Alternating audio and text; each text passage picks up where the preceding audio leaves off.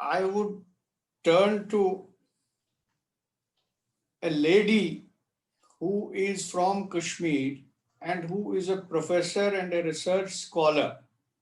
And she will give us some account of her opinion about the massacre and rampage in POK and Punch sector of in 1947 when raiders came about. And then if she has some thoughts for the way out in 10 to 12 minutes. Dr. Manmeet Bali Nagji, please, floor is yours.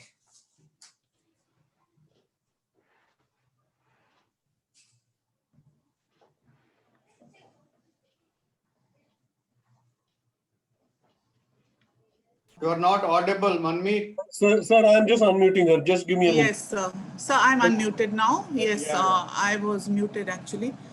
A very good evening to all the panelists and all the distinguished guests here. I'm full of gratitude towards General B.K.Sharma sir, General Katoch, and Bhan sir. Actually, my representation here is on twin aspects of one that on an academic and professional front, I am representing Manav Rachna Center for Peace and Sustainability, which is a Manav Rachna University Center of Excellence. And we strive towards strategic, peace, and ramifications of it are also deliberated upon. I belong to Pulwama, so being a Kashmiri Sikh, a Sikh from Kashmir, I have grown up listening to the stories of Kabaili raid, as it is called in our circles. And I am a direct, the first person account I have heard from my grandfather, who was in Kingsway refugee camp for at least 5 months after the Kabaili raid happened, when he just got onto a rickety Dakota plane and he was in Delhi amongst the refugees. My mother's maternal house was razed to the ground in Badgam. They lost everything. They were the Zeldars and Chakdars of Shogapura village in Badgam. So we have actually, our women had to be, they were smeared with mud on the faces, and that's how they saved themselves. And many were abducted, taken away, and there have been reunions now again. The village of Ichama in Kashmir, Badgam, they set up their own barricades. And these are some things which I'm not touching upon as of now. But being a Kashmiri Sikh, I am taking into account the Sikhs of Muzaffarabad and Mirpur and the Hindus of that area who bore the brunt of this brutal massacre and genocide. So I would be sharing a presentation here because it has some pictures, the present day pictures also, thanks to Amardeep Singh, who has written a very good account of the lost heritage of Sikhs in Pakistan. So I have taken a few pictures from his blog site, and that's what I'm going to share, and also the account, which has already been actually deliberated upon by General Katoch also, but still I'm going to put forth my views. So sharing the presentation here. So I hope it's visible. Yeah. Yes, sir. So as it is self-explanatory, the Mirpur Muzaffarabad massacre of 1947, the prologue, as had been suggested by General Katoch, was that it was a religion-based communal partition of August 1947 when the Radcliffe Line triggered the violence across communities, and how the tribal raid of J&K, which was unleashed by Pakistan, was a diabolical, fraught with fraud and unethical, unprecedented brutality and savagery with a strategic intent of capturing Kashmir. What is the problem now? The problem is that Muzaffarabad and Mirpur has remained a blind spot for decades now. And nobody has really talked about these people and their woes. But we are not scratching the wounds as of now, but we need to take into account today, 22nd October, when the Muzaffarabad massacre actually happened. So we need to go back in history and understand what happened and what did these people face as a minority. And the question still stays imminent today in wake of the Kashmiri Pandit exodus, in wake of the Kashmiri Sikhs staying in Kashmir who are, on a very thin, walking a very tightrope situation in Kashmir at times, and still they are chastised. What is the timeline of the tribal invasion? As we know that the Mountbatten Plan had set up the agenda for the partition. There was, as General Katoch said, there was a no tax campaign in Poonch, and the killings in Poonch had already started when pro-Pakistani groups had tried to hoist a Pakistani flag to mark independence from India. So, as I wouldn't be going into the details of this, so Operation Gulmarg had already been chalked and drafted in order to, with a twin agenda again. First was to fortify the brigands and the rebels of Poonch with all the ammunition and all the supplies. And second was to set up an army of tribal raiders from Northwest Frontier Province, and also the army servicemen who were actually in disguise. So the rebels had clashed at a place called Thurar, and this set the stage for besiege of Poonch. They attacked Muzaffarabad on 22nd of October, and Sardar Ibrahim, who was a pro-Pakistan landlord from Poonch, he had already announced Jammu and Kashmir, Azad Jammu and Kashmir, at a place called Palandri, and he had appointed himself as its head. Now, what happened? What did the rulers of the day do? 26th October, the Maharaja of Kashmir, who dilly-dallied the accession to India, and the precious time was lost because of maybe the demographic composition of his state, and also he was presumably under duress. So it actually gave a lot of time to the tribals to actually unleash terror and unleash barbaric atrocities on the helpless minorities of Muzaffarabad and Mirpur. Indian troops had started coming in on 27th October, but there was a slip between the cup and the lip, which I will again explain in the other. Now, what was the paradox of Riyasat? We have already understood that it was a state which was a composition of many communities, and Mirpur and Muzaffarabad became a no man's land between Pakistan and India, because the British strategic ploy was also to give some bit of Kashmir to Pakistan and some bit of it to India with their great game in mind. So taking advantage of this confusion, on 21st October, tribesmen in disguise Pak Army, who were basically from the tribes of the Waziristan tribes, Masood tribes, Turi, Afridi, Mohammed, and Malakan Yusufzais. They passed the Khyber province and they were carrying axes and swords. And this is a very sketchy graph of how far Baramulla is from Muzaffarabad. So it took them 37 hours to walk towards Baramulla from Muzaffarabad after unleashing the terror. Now, again, I will speak from my perspective and my placement as a Sikh. Sikh lineage in Muzaffarabad goes back to the times of Guru Har Gobind, the sixth Guru, and it is situated between Jhelum and Neelam rivers in the area, which is also called the Kishan Ganga River. Prior to partition, the valley of Muzaffarabad and the areas of Balakot and Ramkot, they had a lot of Sikhs, a large Sikh population. Historical Gurdwara still stays there, and it is in ramshackle condition, as is the condition of all other Gurdwaras in Pakistan, except for Nankana Sahib and perhaps Panja Sahib, which is of strategic importance and political importance to Pakistan as well. Now I'll share some pictures, what happened to the Gurdwara. This is the Gurdwara. This is a wall of the Gurdwara, courtesy Amardeep photography blog. This remains of the heritage of Sikhs in Muzaffarabad. This is their Langar Hall. This is what remains. And this is a graphic. This is a brief sketch of how from Gadi Habibullah the onslaught happened when they moved downwards towards Muzaffarabad, and the garrison of the Jammu Raja actually fled. So that is how the helpless citizens of Muzaffarabad were left to their own mercy, to the mercy of the tribal raiders. Massacre, how did it happen? They were flushed when they killed people and they looted and rampaged after descending from Gadi, and they were flushed with victory. And they went on to wanton looting and arson. They asked the people in Arabic language to recite the kalma, which has been happening since centuries. And whoever couldn't do that was killed. Many non-Muslim women, including Sikh and Hindu women, were enslaved. They were raped. And till date, we find abducted women tracing their roots back to Kashmir. In fact, Kashmiri Sikh women, some of the families have got they had a reunion recently. The streets were littered with signs of mayhem, and it was unprecedented brutality. They killed whoever they could find, and then the column drove towards the Jhelum River.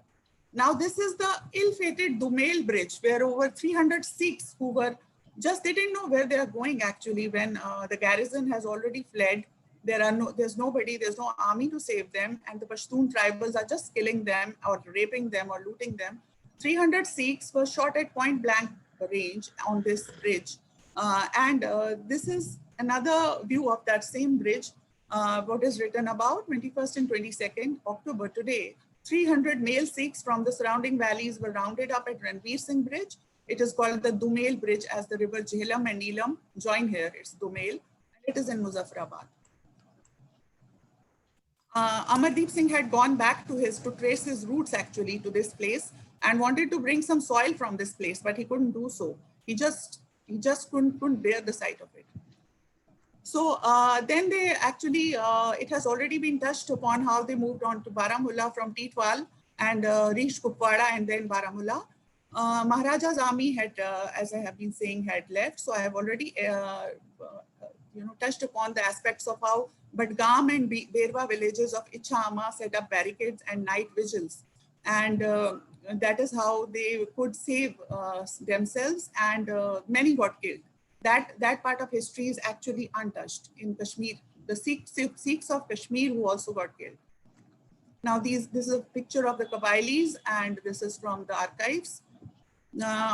What is written on the picture actually makes sense. The invasion not only traumatized a previously well-settled and peaceful Kashmiri society of all communities, it set a disastrous pattern for India-Pakistan relations till date.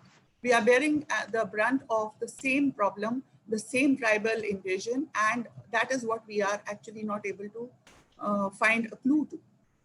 Now, these are some brutalities of faith and trust. First and foremost, the Sikhs were told to cut their hair, or their hair was cut, and that is how they were, they had buried some of their belongings and their precious things in the kitchen walls. And they were later on, after even 50 years, they could find their treasures in those walls. Now coming to the Mirpur massacre. Mirpur massacre also is a twin aspect of the same massacre, but it happened a month later on November 25th. And this is also called the First Kashmir War, but normally we call it as a tribal invasion. Now this is a demography of the Mirpur province. We had the Sikh fort and Gurdwara Damdama Sahib on the north, and we had the Muslim quarter in the southwest and the Jama Masjid. 80% population of city was Hindu and Sikh, and 20 was only Muslim. Rural areas surrounding it were Muslim majority. Population was 75,000 total. Now, what had happened that when the Radcliffe line had been drawn, the people from West Punjab, they had started making a beeline to Mirpur because it was under the Hindu Raja. So there was an influx of over 10,000 Hindus and Sikhs from district Jhelum, Pakistan. And this took the numbers of Mirpur up to 25,000, only the refugees. Hindus took refuge in Arya Samaj temple and Sikhs in Damdama Sahib Gurdwara. On day of accession, what happened? 26th October 1947. Rao Ratan Singh, the DC of city of Mirpur, was cousin of Maharaja. And the Maharaja of Kashmir was stationed in Jammu. But from October 27 to November 18, Pakistanis started surrounding Mirpur, and suddenly the Muslim population of Mirpur started vacating the place. They left them to their own mercy. There was no Muslim population actually left.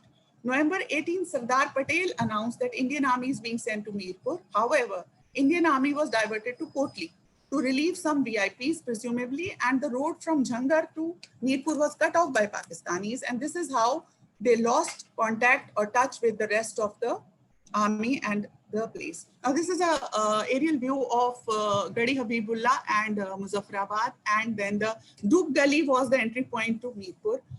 This is a narrow stretch of road which actually you get access to Mirpur. So this is how the siege of Mirpur happened, and it was a British strategy, of course. not to let till date, Mirpuris and Muzaffarabadis were refugees without the PRC's permanent resident certificates. They were the nowhere people. The Pakistan Army conceived a military plan, as has been discussed, Operation Gulmarg, which I thought I would explain, but it's already explained in the session. Pakistan Army cut off Mirpur from Indian Army. And this is how a bus full of Hindus and Sikhs who tried to leave the city was killed on the road en route to Baramulla. Now, Mirpuris, how they salvaged. There were political efforts. Not much is said about that. Mirpuris working in Jammu and MLAs from area canvassed to Indian Army to push a stronger force to save Mirpur. Premnath Dogra, Ramlal Chaudhary, Balraj Madhok met Sheikh Abdullah. But Indian Army's resources were tied up in rescuing Srinagar. So Mirpur was actually at the altar of, it was at the bulletin of saving Kashmir or saving Srinagar. Mr. Mahajan, the erstwhile PM of JNK, went to meet Mr. Nehru, had an altercation with Nehru, refused to divert Indian Army troops from Srinagar to Mirpur. It is all anecdoted. Sardar Patel also expressed his inability to assess the situation. And the Mirpuris, they themselves fortified, and some of the Mirpuris met Pandit Jawaharlal Nehru at Jammu airport. After a 3-hour conference with Indian Army, finally Mr. Mahajan had a sit-in dharna, following which a Gorkha battalion was directed to Mirpur. Otherwise, there was nobody in Mirpur to save them. This is how the Pakistani capture of Mirpur happened, and delegation of Madhok and Mahajan after meeting Jawaharlal Nehru, the Gorkha battalions reached, but it was already too late. About 2,500 civilians retreated out of the cordon with JK Army, and rest of them, which we talked about, 75,000 people, only 2,500 could be rescued. Now, what did the Mirpuri youth do? They formed their own death squads, and they resisted. This was also a kind of last stand situation, and they withstood the soldiers on defense post, but their wireless communication broke down, which the garrison had left. And this is how the gruesome morning of November 25th happened. And Pakistan Army and tribesmen entered the city, set several parts of city on fire, causing chaos. Brutal consequences were all civilians in the siege were killed, 23,000 in Mirpur alone, 50,000 including in nearby villages of Muzaffarabad and Punch. Mass suicide of Hindu and Sikh women in the Arya Samaj Mandir as well. They just jumped into the well. The helpless women and the young girls were abducted. Till now, we don't have any traces of them. There was no actually committee set up to find them. Whole of Mirpur was dug up to loot the hidden wealth. Life and death in Ali Beg prison, which was the Gurdwara. 5,000 Hindus and Sikhs were massacred there or kept there, malnourished, ill, sick. 2,000 people only could reach Jammu via Jangir on foot. And they are till date in Jammu. You find the areas of Simbal Camp, Gol Gujral, which we consider the truck drivers of today, and we look down upon them. They are the refugees from this area, and they actually till date they did not make it big, and they were the big jagirdars of those places. 1,600 were rescued by Red Cross, 3,400 were massacred in the camps. Now, this is a survivor tale that there was a prison guard at Ali Beg who killed his victims with a butcher's knife, chanting the Kalma, identifying himself as a soldier of Pakistan and follower of Muhammad Ali Jinnah, and said he was only following the orders of his superiors, doing nothing wrong. He justified it. So what is the lost tribe, the nowhere people of Mirpuris and Muzaffarabadis? Only 790 non-Muslims were left there, and from a previous population of 1,14,000. Sardar Muhammad Ibrahim Khan, the then president of Azad Kashmir, who visited the place during event, had confirmed that Hindus were disposed of, but he did not mention any numbers. Survivors of Muzaffarabad and Mirpur are the displaced people of Jammu and Kashmir, despite being on the land of their own ancestors. And they had the twin, the Damocles sword of they not even having the PRCs. Currently Mirpur is in Pakistan, but because of the Mangala Dam started by Pakistan, initiated by Pakistan, the whole of Mirpur was submerged in water. 80% of Sikh heritage lies in tatters in the area in Pakistan, and it is lost forever to our kith and kin. Sikh heritage is in dilapidated condition across the remote areas of Pakistan, unprotected and soon to become extinct. Irony is that, this is my last slide, the irony is that the refugees of Indian Punjab and Bengal, who got everything in a way in form of compensation, land allotment, and it was settled amicably by India and Pakistan, but POK refugees still are labeled as refugees till Article 370 happened. Even if it was a caricature or a carcass of its earlier self, the article, it did give some respite to these people. They never got the status of associated benefits of internally displaced people of Jammu and Kashmir by the Jammu Kashmir government because they didn't carry the PRC. They were not given international refugee status also. They lost their relatives. They were not given anything under the UN refugee status of 1951. They did not get any benefits extended to Tibetan refugees also. So they were deprived of the benefits given to 1989 migrants also, the Kashmiri Pandits migrants. So they didn't actually get anything as long as Article 370 was in force. They weren't given PRC also. So what are the takeaways? What do we learn?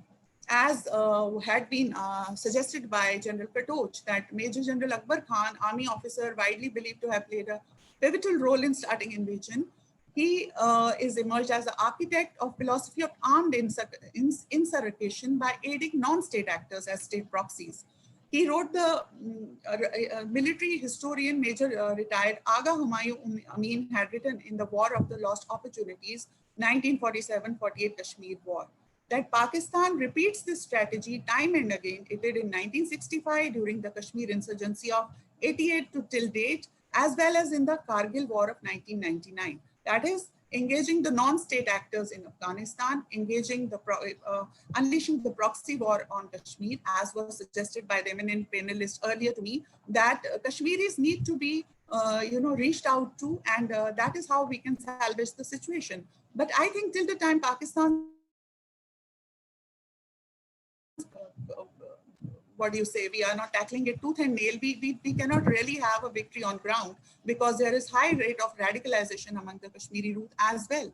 So, but instead of liberating Kashmir or taming Afghanistan, it has led to weakening. What has it happened? It has led to the weakening of political processes. It has militarized the whole area. It has not only militarized Kashmir and Afghanistan, but also Pakistan. Pakistan is a failed state today. So that is, at the end, I would like to put across the point that minorities of Kashmir are bearing again the same brunt as has been faced by the Muzaffarabadis and Mirpuris. I agree, the Muslims, it's not about communities, it's not about any communal angle to the whole situation. But I think till the time we don't get our, record straight, we don't have a peep into our inner demons, and we don't actually salvage them, and we don't resurrect from what we lost, we cannot be saving the minorities and the diversity of J&K, and we have lost it forever, I think. So let's look forward to an optimism, and let's look forward to working together towards salvaging Kashmir, Jammu and Kashmir. Thank you so much.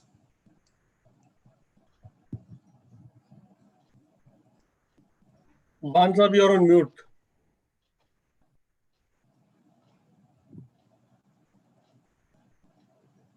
Thank you, Dr. Manmeet. You have given us the most scholarly presentation, and you have given us the graphic presentation, how the Sikhs and other minorities were treated in Muzaffarabad and POK, then in Poonch, Rajouri, Badgam, and also in Baramulla. It was really an insight, research-based presentation. We are proud we have a scholarly Manmeet Bali Nag with us as our speaker, and we are delighted to hear you. Thank you, sir.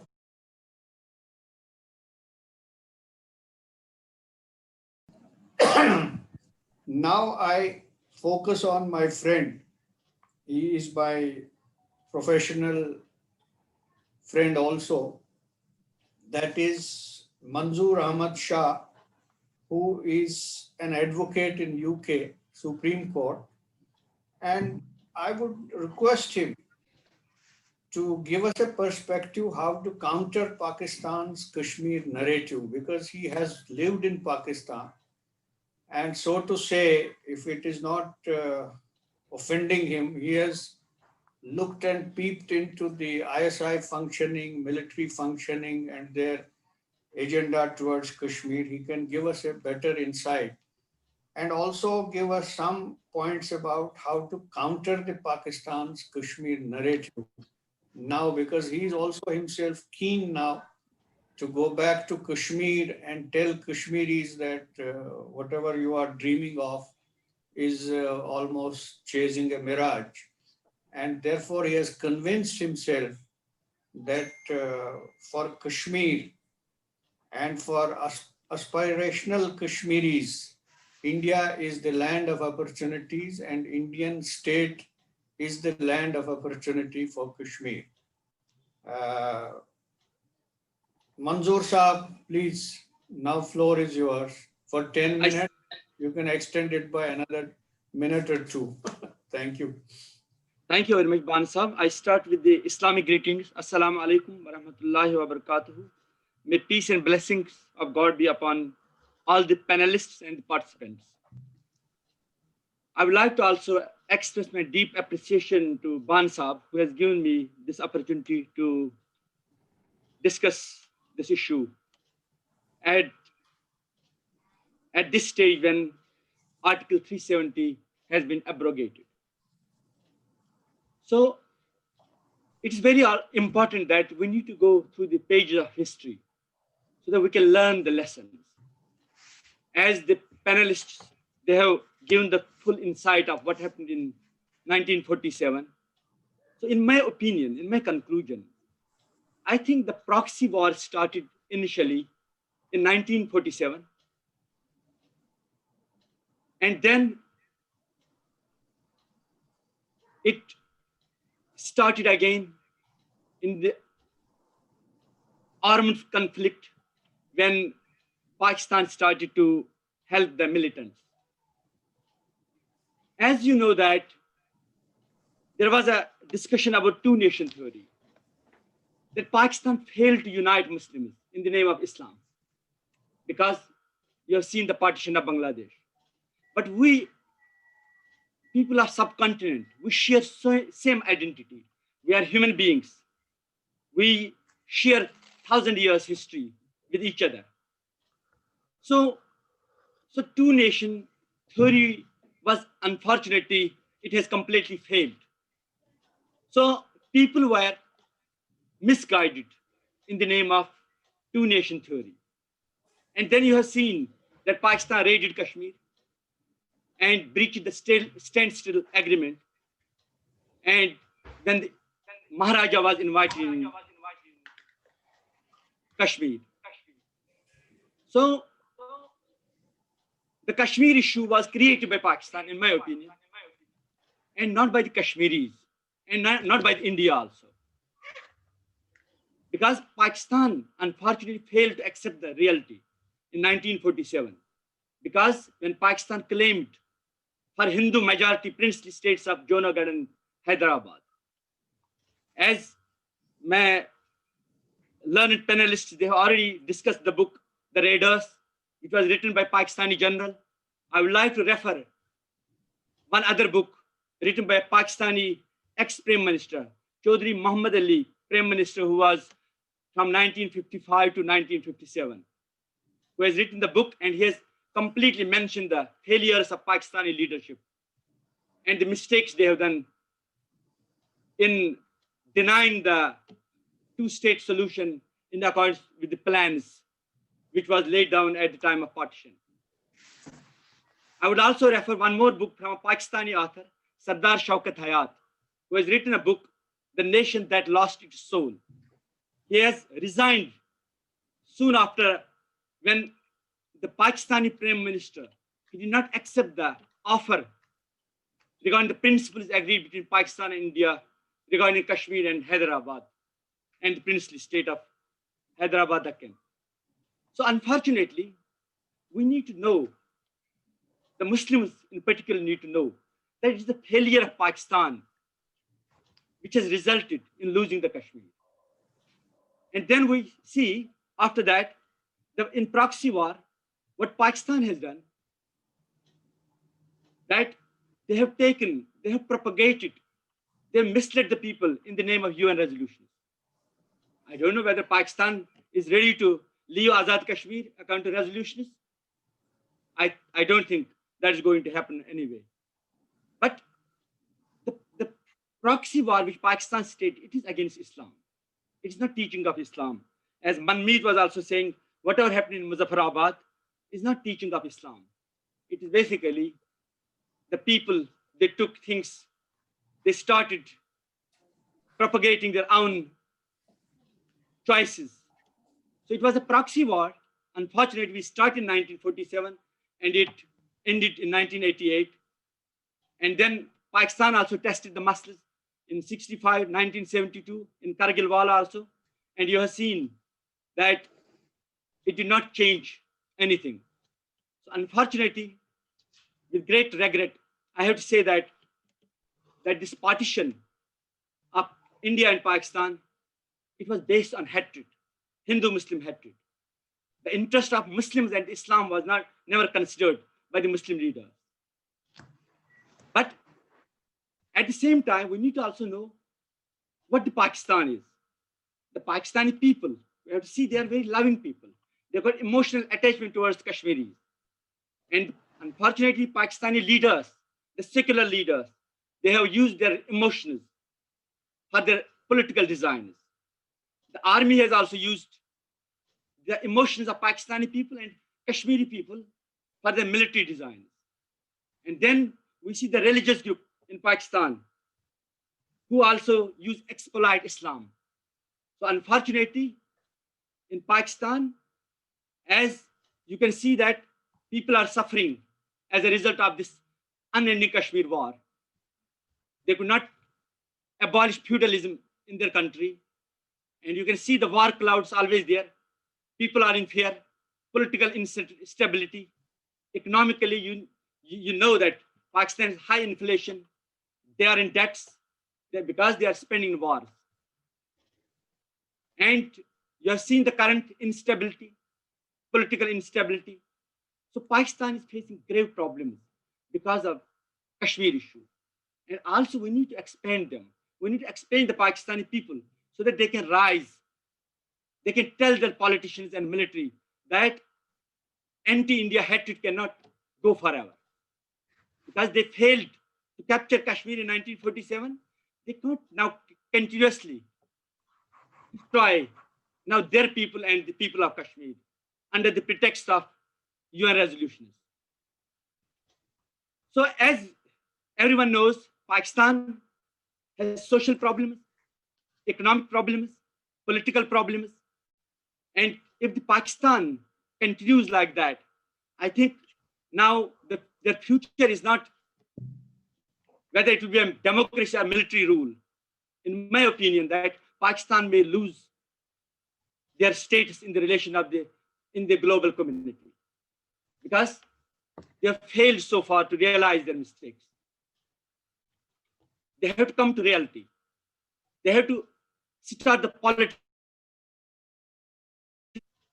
So after this abolition of 370, in my opinion, that both India, Pakistan, and Kashmiris,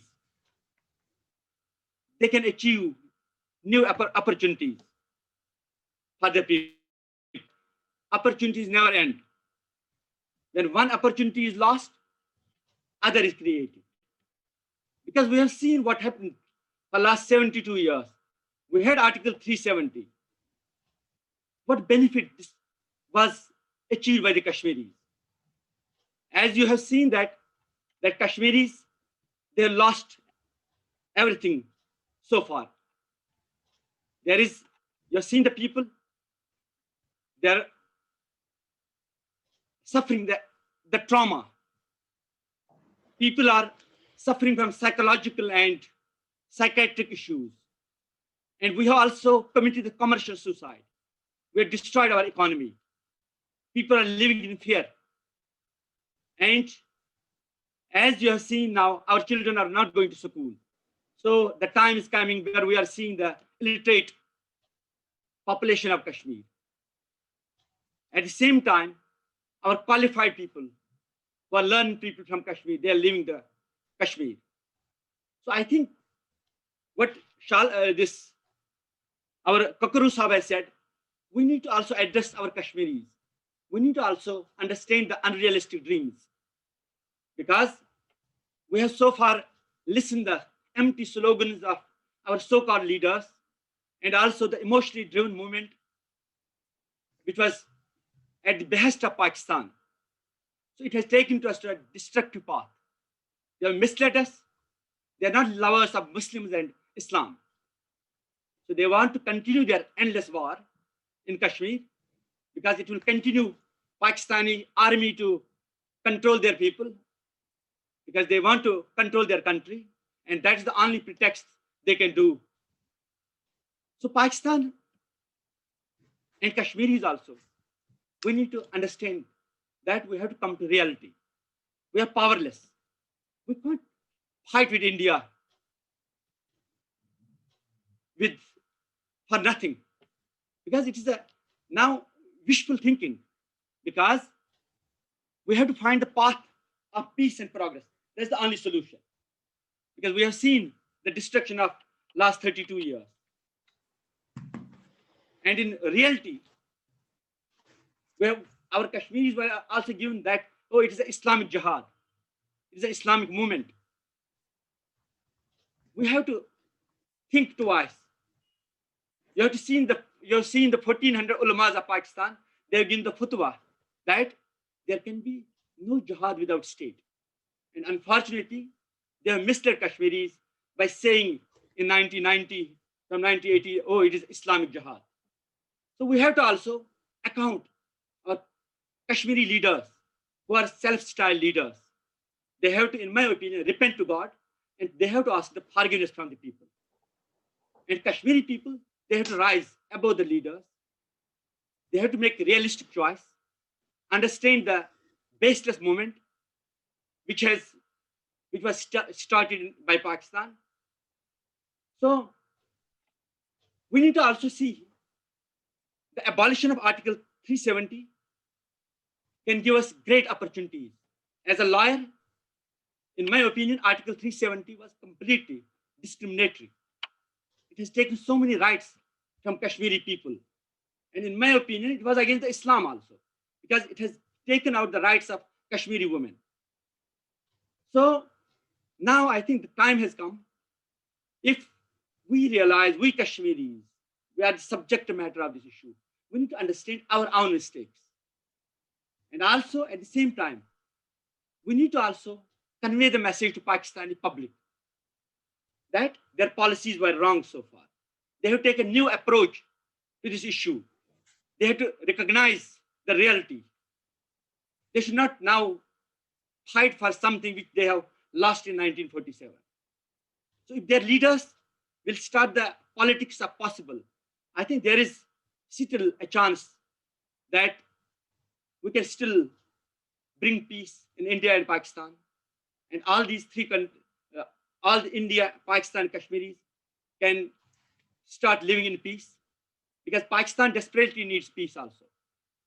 I think if they start the peace with India, I think the doors of development will start. It will open new doors for everyone, for Kashmiris, for India, and for the Pakistan. But so far as India is concerned, I think we need to also build a narrative of, we need to change the thinking of Kashmiri people. We have to explain them the reality, that how they can be better off in India rather than with Pakistan or being an independent state. We need to tell our Kashmiri brothers that independence, the political independence means nothing now, because these are only political structures. No country in the world is independent 100%. If you see 195 countries, more than 50 Muslim countries, all these countries, they have gained their independence after a long struggle. But in actual sense, none of the country is independent, because you can see the globalization, social media. Now you are in India, we are in the UK. We can speak to each other, we can share our ideas. So we need to change the thinking of our Kashmiri people. And we need to tell them there's nothing wrong to stay in India. It can be a source of goodness for Muslims and non-Muslims also. And for the India, I think Kashmir is the main barrier in their development and progress. So as Javed Sahib has rightly said, we need to recognize the loss of innocent Kashmiris, and we need to speak to all stakeholders in Kashmir, whether they are anti-India, anti-Pakistan. We need to give them a chance so that they can understand how they can benefit with India than with Pakistan or independent state. So we have to take a new approach. We have to also think that India is a diverse political union. India is bigger than Pakistan. It has 1,000 years history, shared history with people of Kashmir and with Pakistan.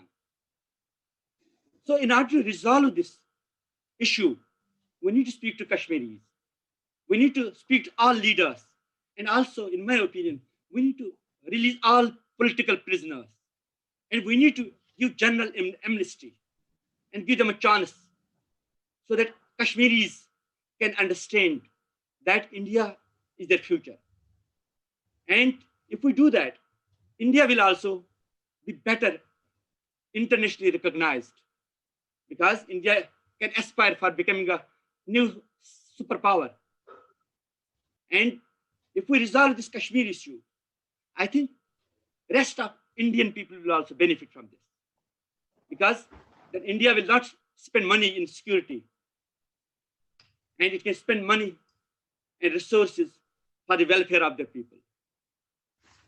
So it is my sincere wish that our deliberation of today will help us, I think, long path of sustainable peace in Kashmir, and also it will ultimately bring prosperity and progress in India and Pakistan. And both countries will flourish and benefit each other in education, culture, and economy. And I hope that the chapter of long-standing hatred will be closed forever. I would like to say thank you once again to all participants and to all panelists. Thank you very much.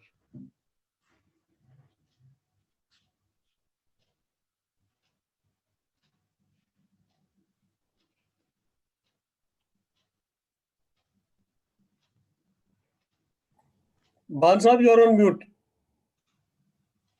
Thank you, Manzoor Saab. You have highlighted a couple of points which are very important. And the main point is that Pakistan is a failed state. It has no resources.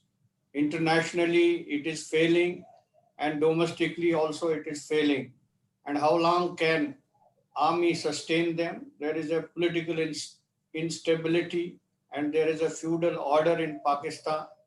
Therefore, it is incumbent on Kashmiris to realize and understand and make them understand that Kashmir has no future with Pakistan or being independent.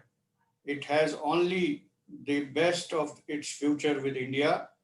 And you said after abrogation of Article 370, new vistas of opportunities have opened for Kashmir, and you can play some role in asking Kashmiris, requesting Kashmiris to see reason and then mainstream themselves towards the Indian Union and Indian civilization, be part of Indian civilization.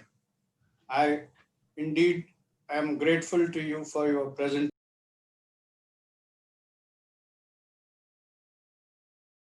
Now I request one of the sons of the soil who is a professional doctor and who treats and cures cancer of human beings, and he is attempting to cure the cancer of the militancy and also instability in Kashmir.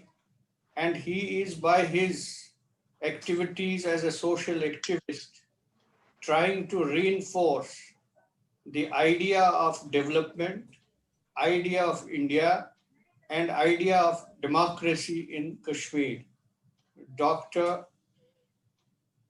Ashraf Saab, please, it is your floor. give us your thoughts. Thank you very much, sir. Thank you very much. Uh, I was I was really a little bit depressed after hearing to Dr. Manmeet, but thank God that Mustaq Saab started his presentation and gave a pragmatic version and in his talk. Manzoor. Dr. Manzoor, sir, I'm sorry. And this sort of uplifted my mood in a sense. Now, I had to actually talk about the societal response to Pakistan proxy war. I think I will better do a sort of a recapitulation of what has been already said by the panelists here. I'm not going to dig very deep into the history because there have been in the history there have been many things which have been very cruel, very sordid, and very bad.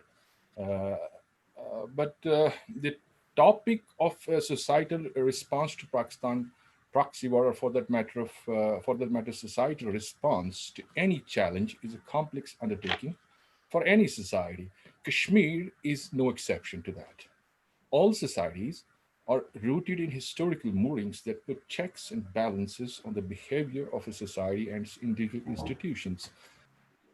But the history basically needs to be understood in a proper perspective. I concur with that wave. Before we talk about Pakistan and societal response from Kashmir, let me recall Ernest Rena. He wrote more than a century ago, and I quote, "Getting history wrong is an essential part of being a nation." Now, this is a fact, historically, also culturally, also, and politically, also. Like all nations, Pakistan has lived uh, with this historical dilemma right from its beginning and still continues to do so. When you get history wrong, you need to manufacture stories, and stories need conflicts to feed on. And if there are no conflicts, you manufacture ones. No wonder the Kashmir conflict was a necessity for the survival of a manufactured history. Now, as you know, Pakistan grew out of a separatist ideology, propounded by the Aligarh movement of 1877 in the aftermath of 1857 mutiny. Its ideology was rooted in fear, some imaginary also and some real also, of the Urdu-speaking elite of North India. The Muslim League emerged as a political wing that gave expression to that fear, which had primarily gripped the hearts and the minds of the elite Muslim minority that had tasted power and politics up until 1857. All of a sudden, they were dethroned and the restlessness set in.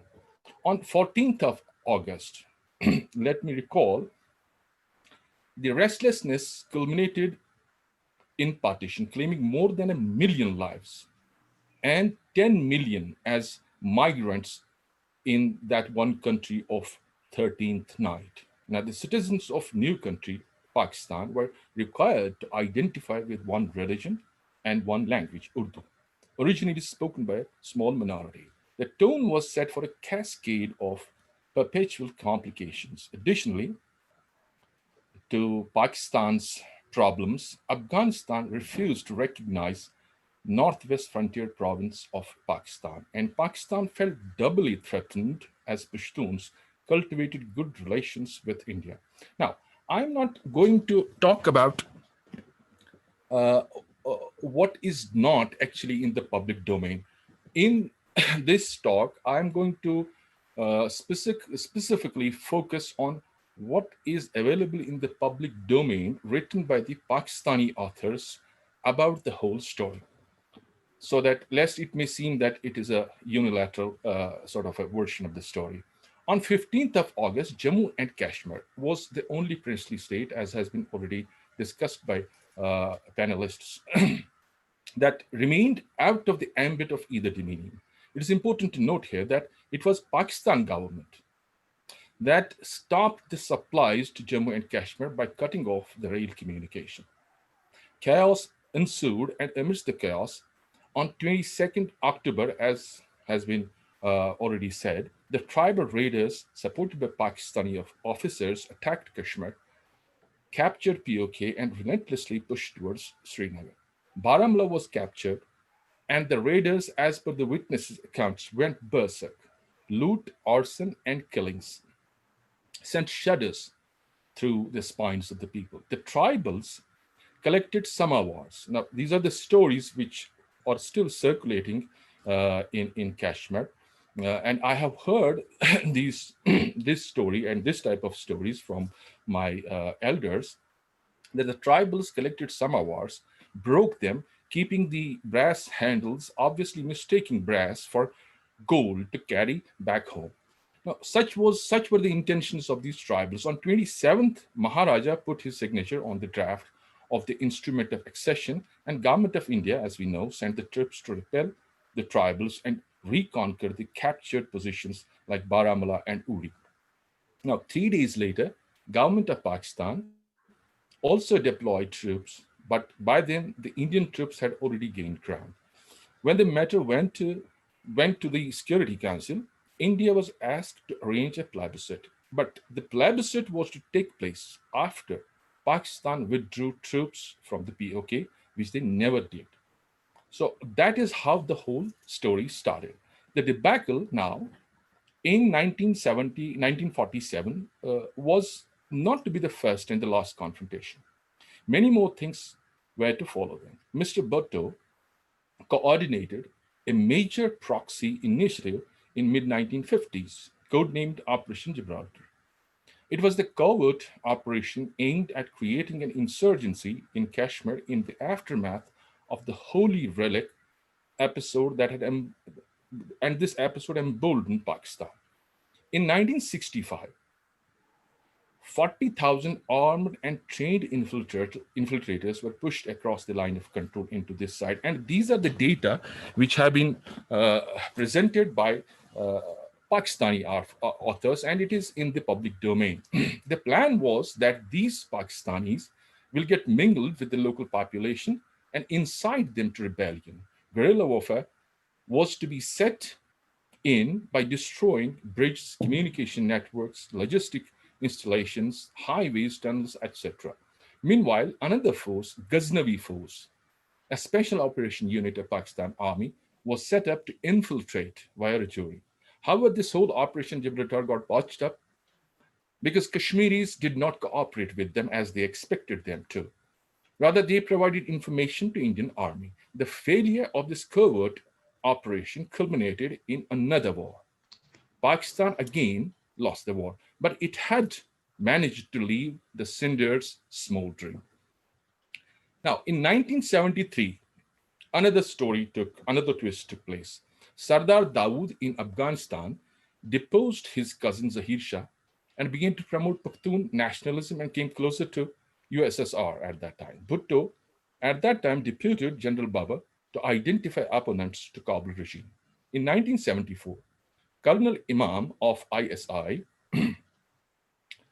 was deputed to train the youth in guerrilla warfare there in Afghanistan. Burhanuddin Rabbani, who established Jamaat-e-Islamiya Pakistan, and his students, Gulbuddin Hikmatyar and Ahmed Shah Massoud, and others were trained as guerrilla commanders. These men were recommended to the Americans as candidates to check USSR influence. Now, General Zia gave this strategy a new dimension under the mentorship of, as you know, Abu Ala Maududi, because both of them were the Muhajirs. So they had a good equation.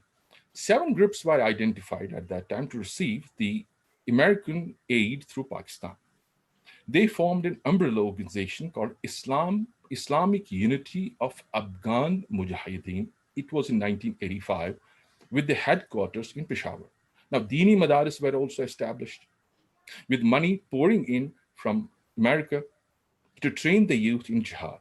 During the same time, bin Laden joined in and brought huge monies from Saudi Arabia. In 1982, bin Laden, along with the CIA, and it is already in the public domain. I'm not saying that it is written by some, for example, some from this part of the LOC. This is already in the public domain in Pakistan. In 1982, bin Laden, along with CIA, built a huge network of roads, and tunnels in host area where training camps were set. Now, in 1989, sorry, after 10 years of war, Soviets were ultimately driven out. Hikmatyar was put in charge, but he turned out to be ineffective. He was replaced by Taliban at the insistence of DG of ISI, Javed Ashraf Qazi. Javed Ashraf Qazi, yes. The Taliban were these Taliban. Who were these Taliban? They were the student warriors trained in Devbandi madrasas run by Jamaat Islami. The driving out of USSR was an ideological victory for Jamaat Islami and Jamiat Ulama Islam. Now, that is being run this time by Fazlur Rahman. He is the head of JUI. Afghanistan under Taliban became a hub of training camps targeted at Kashmir.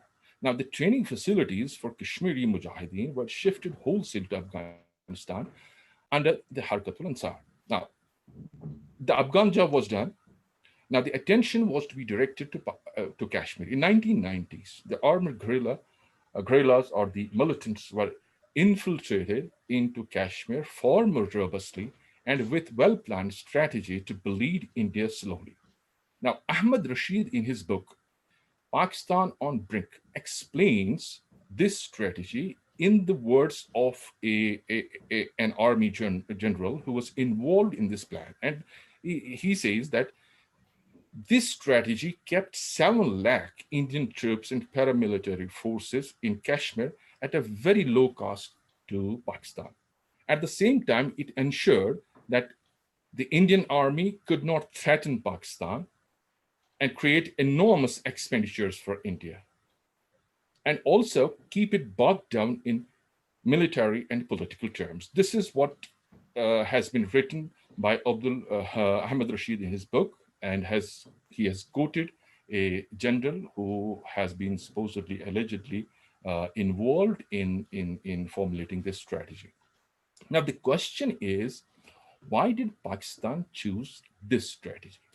Now, in contrast to the Afghan policy, Kashmir policy of Pakistan was aimed less at conquering the territory, and it's still aimed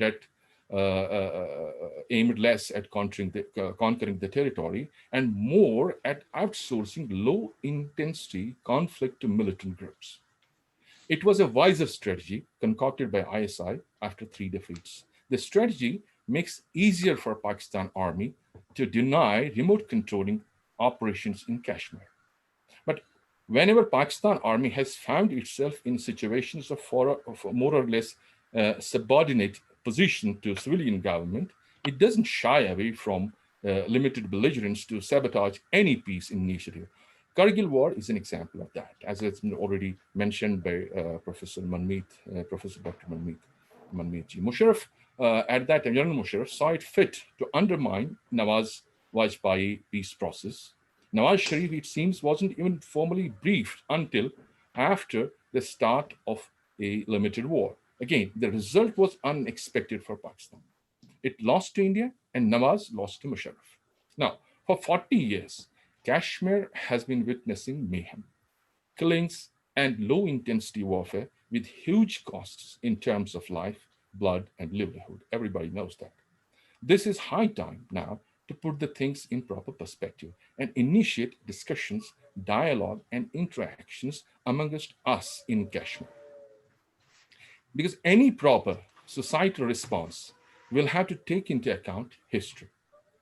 And historically, this subcontinent was known for strong society with a weak state. But with the creation of Pakistan, the balance tipped towards state. And in Pakistan, the state became not only strong, but powerful. That was a dangerous shift, not only for Pakistan, but for India too. It works like induction magnetism to easily push India to follow the suit. A strong Pakistan is good, not only for Pakistan, but also for the subcontinent. But a powerful Pakistani state is a dangerous thing, and it is dangerous more for the people of Pakistan than for the subcontinent. So here is the point. Keeping in view the genuine history, Kashmiri society has to learn a lesson and adapt pragmatic approach.